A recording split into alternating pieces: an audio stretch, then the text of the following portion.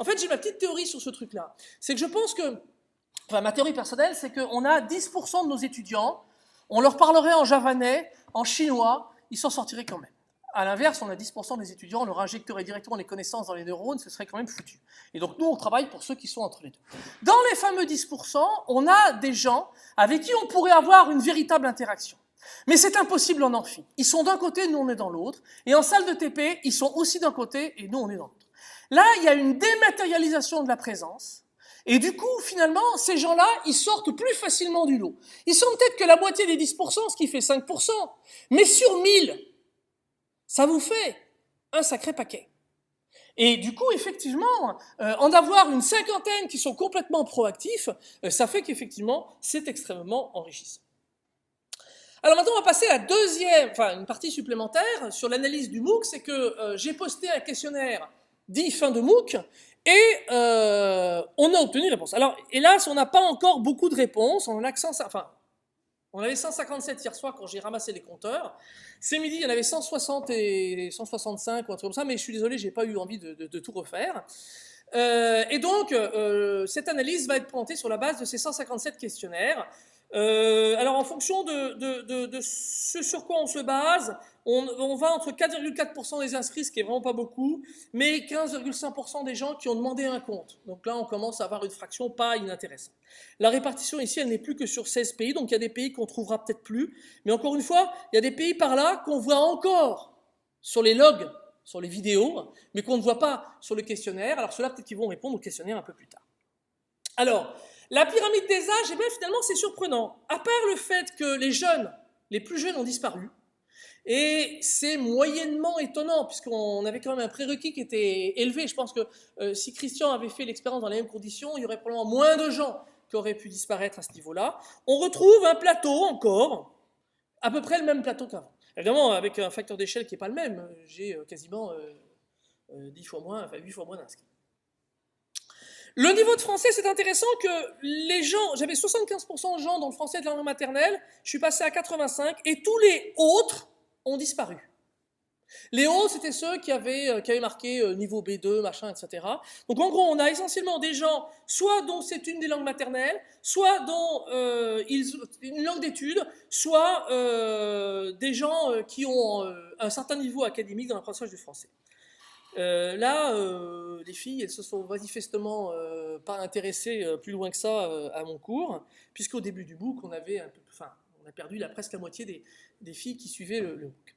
Le niveau d'études aussi, ça a pas mal évolué. C'est-à-dire que quand on avait le L3+, c'est-à-dire cette partie-là, c'était 75%. Donc là, on a augmenté. Cette part-là a réduit, mais on a malgré tout, on est passé de 12 à 7% de gens qui ont toujours autre, c'est-à-dire en fait pas un baccalauréat ou un diplôme que je ne savais pas catégoriser à Bac+2, Bac+3 ou Bac+5. Et puis, on a exactement le même ratio de gens qui ont fait des études en informatique. On a quasiment... alors, les gens en situation professionnelle ont un petit peu augmenté. C'est marrant, j'aurais pensé l'inverse. J'aurais pensé que les gens qui étaient en situation professionnelle avaient potentiellement moins de temps. Ben non, peut-être que pour d'autres raisons, ils se sont accrochés. Et puis, les questionnaires de début de MOOC sur la situation en informatique, ben, on est à peu près dans les mêmes proportions, ça ne change quand même pas énormément. Alors, une des questions que je posais, en fait, ce que j'ai fait, c'est qu'il y avait des questions que je posais au début et à la fin, donc ça permet de voir comment les choses évoluent, et puis ça permet aussi de repérer les populations par masse, puisque le questionnaire est anonyme.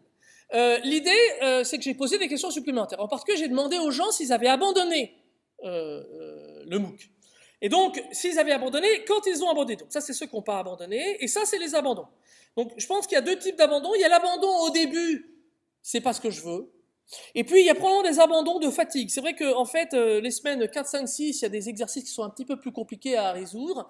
Et ça va être à corréler de façon intéressante avec le temps moyen qu'ils ont passé. Voilà. Et en fait, en gros, sur ceux qui ont répondu, j'ai 40% de gens qui déclarent qu'ils ont abandonné. Donc, je fais l'hypothèse que ce sont des gens qui font partie des 1012 quand même, qui ont créé leur compte sur l'espace d'échange. Mais bon, ça, c'est des choses qu'on verra. Le problème, c'est que comme je n'ai pas leur login, je ne peux pas les caractériser de façon sûre. Je leur ai demandé en particulier comment ils travaillaient. Donc, est-ce que vous travaillez par à-coups, régulièrement ou d'un seul coup? Ben, on en trouve un certain nombre. Ça correspond à un cas de Christian. Il a eu ça sur son book. Un mec qui s'y est mis en 7e semaine et qui a fait tout le MOOC dans les 3 dernières semaines. Ça pourrait correspondre à un gars qui prend une semaine de congé pour tout faire. Les gens qui préfèrent travailler régulièrement, mais finalement ils ne sont pas majoritaires. Il y en a beaucoup qui travaillent par à-coups, probablement en fonction de leur disponibilité. Ensuite, combien de temps ils travaillent par semaine? Vous voyez, le petit bout de camembert orange que j'ai sorti, j'avais estimé que le temps de travail était de l'ordre de 4h30 par semaine.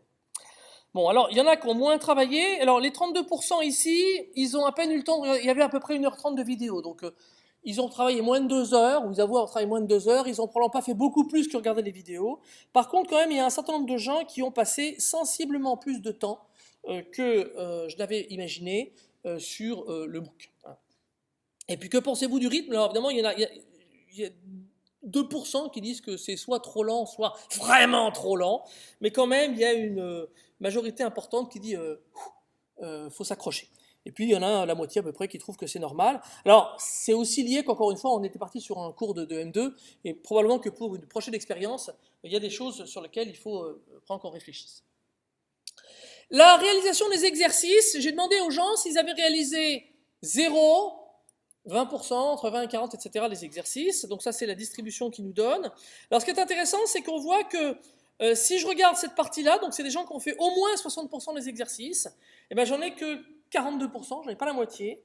Et, pardon, 32%, j'en ai pas un tiers. Et j'ai pas la moitié de gens qui font 40% au plus des exercices. Bon, c'est-à-dire qu'effectivement, on a beaucoup de gens qui font certains exercices. Alors après, en fait, j'aurais dû demander s'ils les faisaient plutôt à la fin ou plutôt au début. Donc c'était compliqué parce que comme le questionnaire, il était annoncé à partir de la semaine 7, l'idée étant que j'avais découvert au niveau du questionnaire au début de MOOC que la vidéo de bilan, où chaque fois je dis il faut que vous remplissiez le truc pour donner des données significatives, ça avait un certain succès. C'est à chaque fois qu'il y avait une vidéo bilan qui était publiée, il y avait un petit pic de remplissage du questionnaire, bon, qui évidemment au bout de quelques semaines s'atténuait. Du coup j'ai fait la même chose, et au lieu de sortir le questionnaire en 10e semaine, on l'a sorti en 7e semaine. Mais du coup il y a peut-être des gens qui n'auraient pas été capables de dire s'ils avaient l'intention de faire les exercices à partir de la semaine 7, donc c'était plus compliqué, c'est plus compliqué que ça à traquer. Est-ce que vous demandez une attestation a priori? C'est intéressant, c'est qu'il y en a 42% qui demandent une attestation, alors qu'il y en a 61% qui disent qu'ils n'ont pas abandonné. Et donc, mais là encore une fois, on retrouve les chiffres qu'on lit sur les MOOC. Il y a à peu près la moitié des gens qui vont au bout d'un MOOC qui ne demandent pas d'attestation ou quoi que ce soit. Et puis j'avais posé la question, est-ce que vous seriez prêt à participer en tant que community manager à l'animation d'un futur MOOC? Eh bien il y en a quand même presque 30% qui sont prêts à le faire, même de manière bénévole, dont certains qui ont dit moi ça ne me dérange pas du tout, puisque j'ai profité de ce cours de manière bénévole. Alors, on leur demandait aussi, on essaie de voir l'indice de satisfaction, donc il y a différentes manières de le faire. La première, c'était de leur demander de noter le MOOC entre 0 et 10, donc on a parfois des mauvaises notes. La moyenne sur les 157, c'est 7,64, donc c'est pas une note catastrophique. Et surtout, quand on regarde la distribution des gens qui ont attribué 7 ou plus sur 10 au MOOC, on a bien presque 80%, et quand on rajoute ceux qui ont mis 5, enfin la moyenne ou plus, on a quasiment 90%.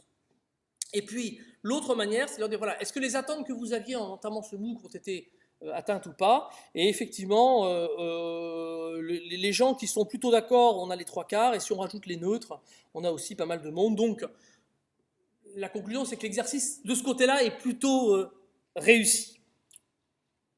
Alors j'ai eu plein de suggestions, je ne vais pas vous les détailler, mais en particulier, on avait identifié un certain nombre de choses suite aux discussions sur les forums, et beaucoup de gens ont quand même souligné que le rythme du cours était trop dur, et que par conséquent il fallait faire quelque chose. Alors il y en a qui a suggéré un truc marrant, c'est de faire une respiration au milieu du MOOC pendant 2 semaines par exemple.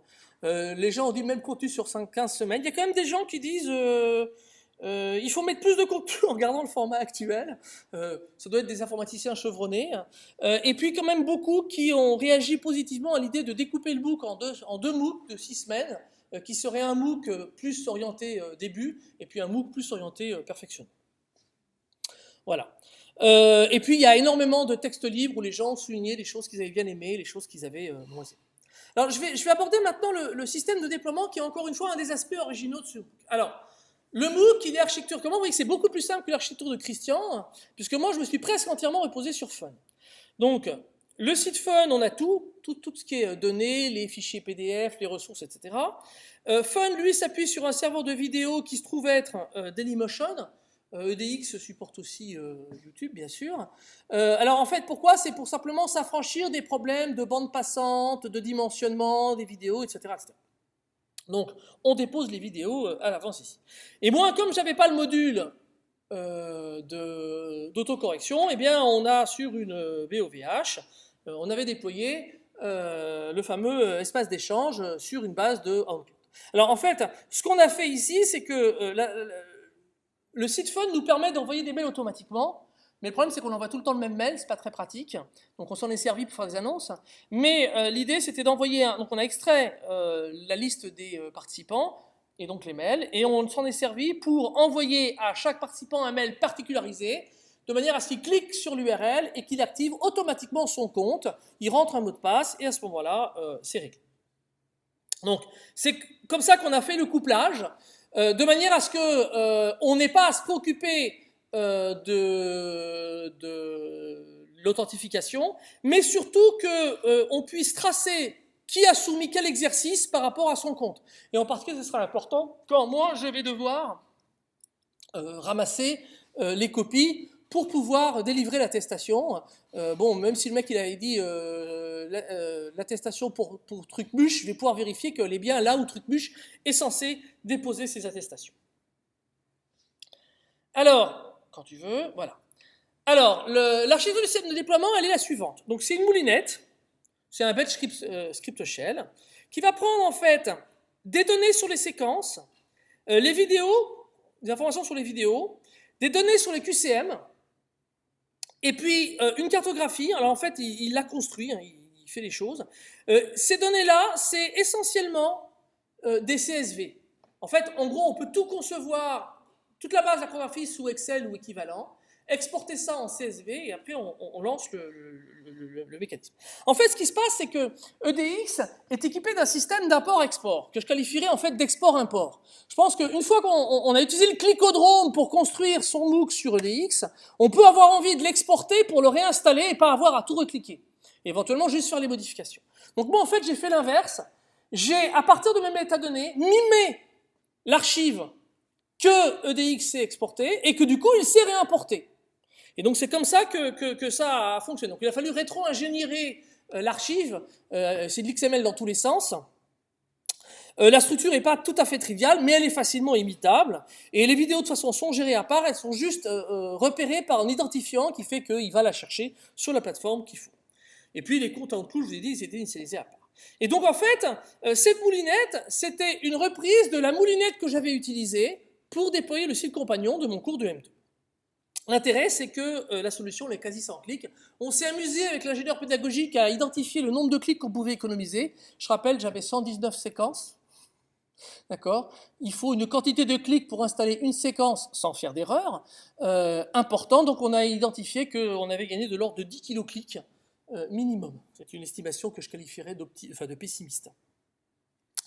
Alors, la cartographie, c'est le truc de base. Donc en fait, là, je vous la représente sous forme Excel. Vous avez en fait un certain nombre de colonnes où vous avez l'identificateur de la séquence, qui doit être unique, l'association cours, séquence, numéro de semaine, numéro de séquence dans la semaine, un titre, le type. Alors le type, il sert pour une classification. C'est quoi? C'est une séquence fondamentale, c'est une présentation d'exercice, c'est une démo, c'est un truc optionnel, c'est des choses qui peuvent servir. En tout cas, j'ai un code spécifique dans le site compagnon. Je ne l'ai pas utilisé parce qu'il n'y avait pas ces mécanismes de visualisation qui permettaient de différencier les différentes séquences au niveau de la plateforme EDX, mais s'il y avait eu, j'aurais pu m'en servir.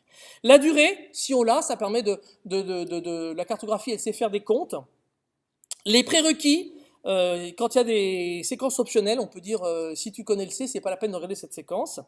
Des mots-clés, l'URL de la vidéo, si on a un site en dehors du système de Fun, l'identificateur de la vidéo aussi qui est là, et puis une date de sortie, puisque du coup la plateforme DX va automatiquement faire apparaître les vidéos à la bonne date. Alors ça, à partir de ce fichier-là, enfin de son export au format CSV, on sait générer automatiquement ce fichier PDF qui est la cartographie du cours et qui voit en fait séquence par séquence.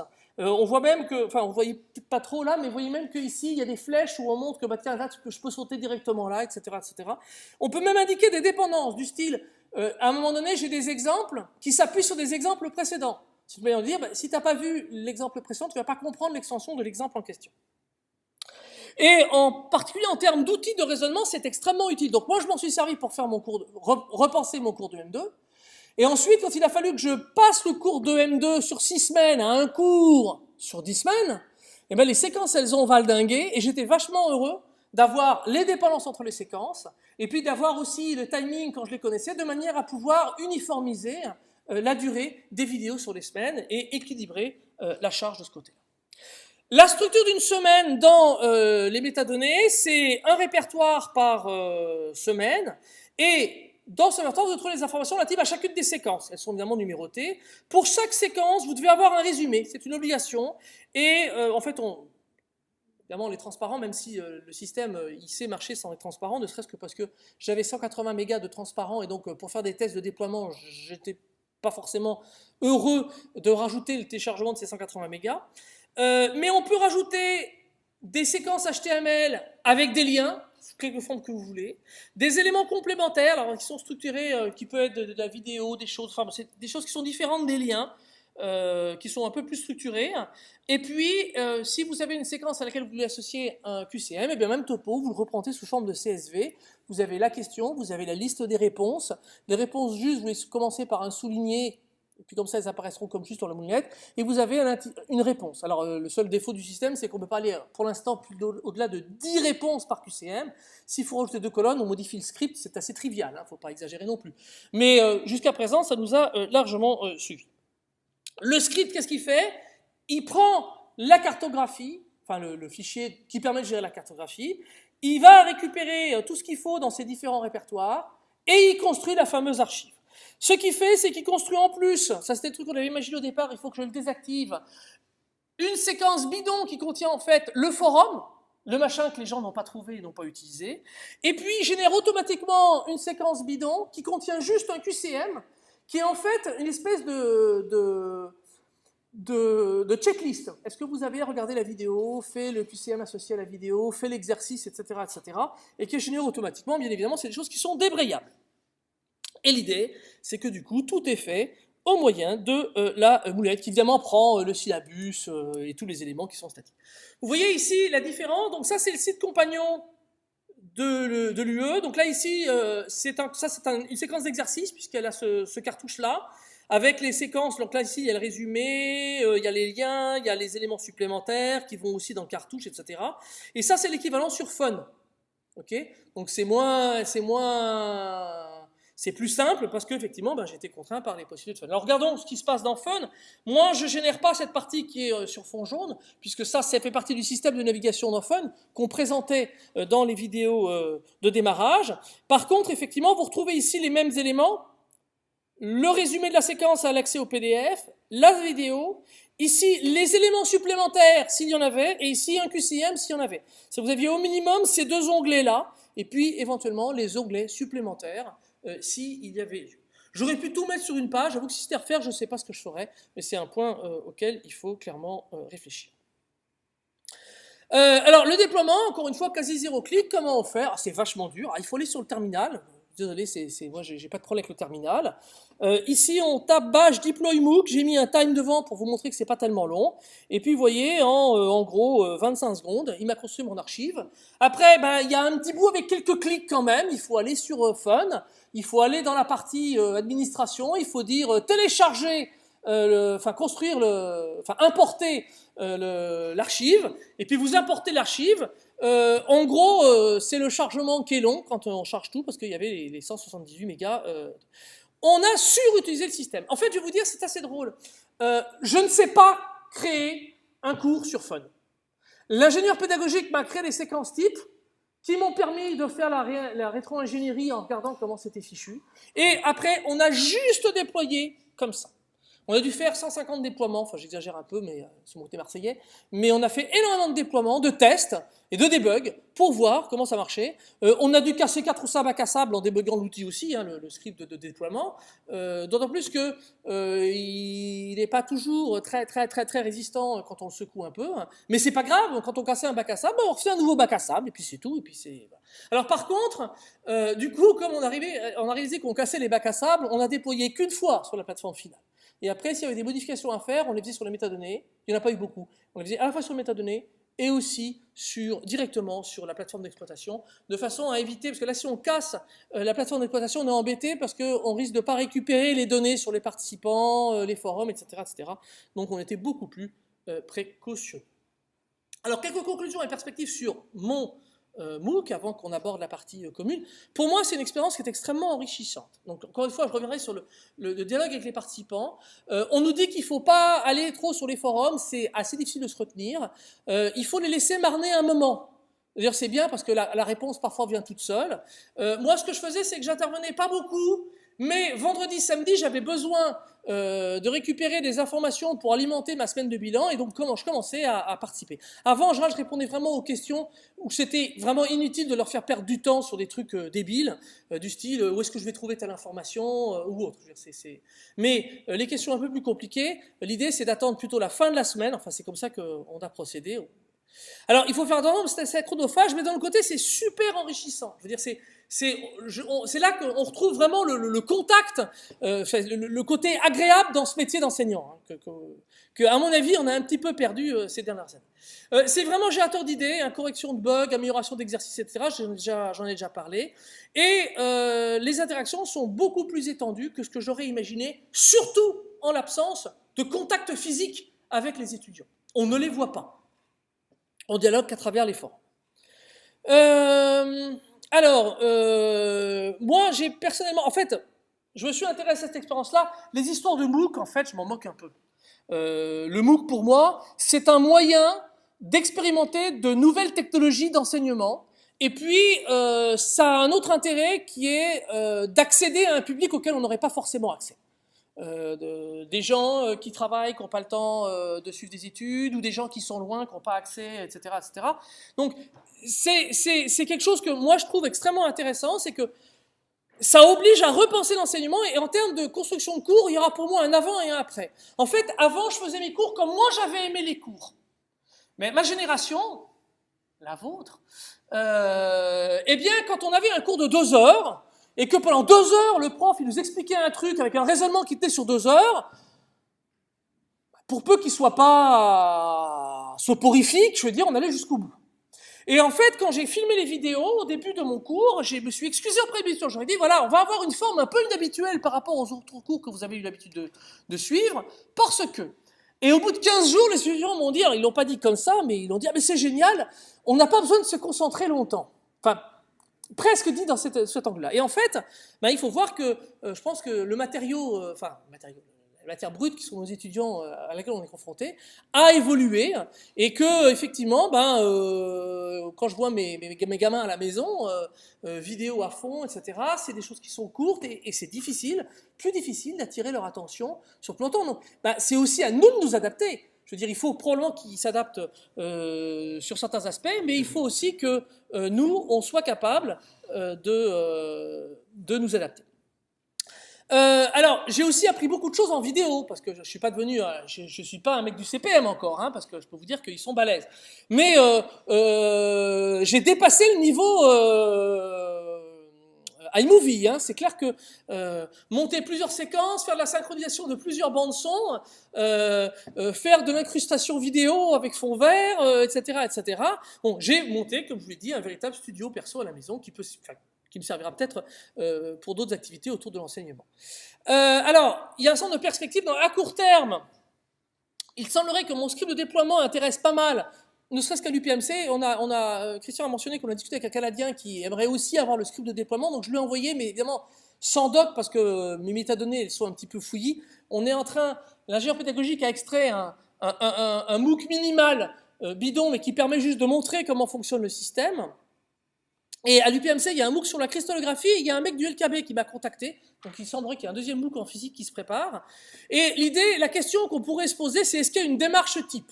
Ce serait intéressant de voir si le script que j'ai quand même fait, basé sur ma manière de voir un cours et ma manière de penser l'intégration de ce cours dans un MOOC, eh bien, fonctionnera. Alors, en plus, c'est intéressant, là, ça va être en dehors de la discipline, donc on va voir comment ça marche.